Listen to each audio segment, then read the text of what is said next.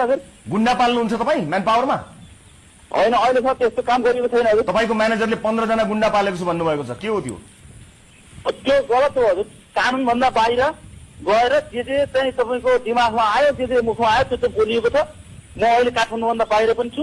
म काठमाडौँ फिर्ता भइसकेपछि मेरो वकिलसँग सल्लाह गरेर उहाँलाई चाहिँ त्यही अनुसारको चाहिँ कारवाही हुन्छ हजुर। होस् त तपाईँको पनि ठेगानमा रहेनछ नि। 2 दिनपछि उडाउँछु भनेर मेरो प्रोड्युसर दीपक बोरासँग तपाईँले कुरा गर्नुभएको 1 हप्ता भइसक्यो। भिजा सिद्धिएको 2 गते 4 गतेको श्रम स्वीकृति दिने ठाउँमा को मान्छे छ तपाईँको? कसरी दियो तपाईँको भिजा? 3 गते सिद्धिने 4 गते श्रम स्वीकृति कसरी पाउन सक्नुहुन्छ? के हो यो साँठगाँठ सर?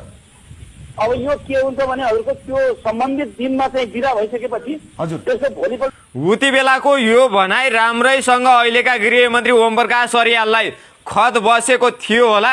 साँच्चै नै उहाँले ऋषि धमलाको कार्यक्रममा सबैलाई थर्काउँदै जाने, अदालतलाई थर्काउने, न्यायाधीशलाई थर्काउने काम गर्ने हो भने उहाँलाई अझै पनि भित्र राख्न जरुरी छ भनेर भन्नु पनि भएको छ। यो पनि सुनौ।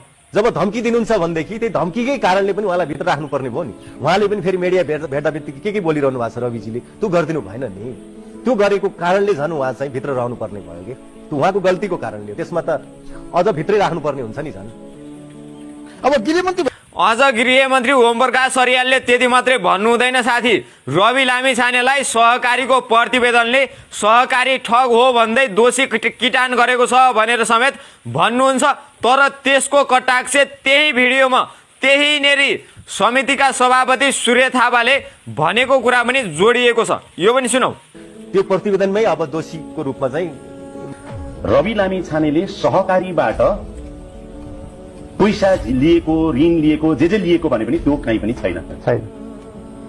यसमा क्लियर छ, त्यो हामीले एकदम स्पष्ट। मतलब दोषी भन्ने शब्द पछि झिक्यो भनेको छ। तर अनि यो कानुनी प्रक्रियामा गएको छ होइन। त्यो त संसदीय समिति बन्नै पर्दैन थियो। खालि रविजीले चाहिँ जाहेरी दरखास्त दर्तै हुन दिनु भएन, दर्ता हुन ल्याउनेलाई दर्ता हुन पनि नदिने, आफ्नो नाम राख्न पनि नदिने। सुनियो त। अब एउटा गृहमन्त्री जतिको मान्छेले कानुनको विज्ञता भएको व्यक्तिले अधिवक्ता समेत भइसकेको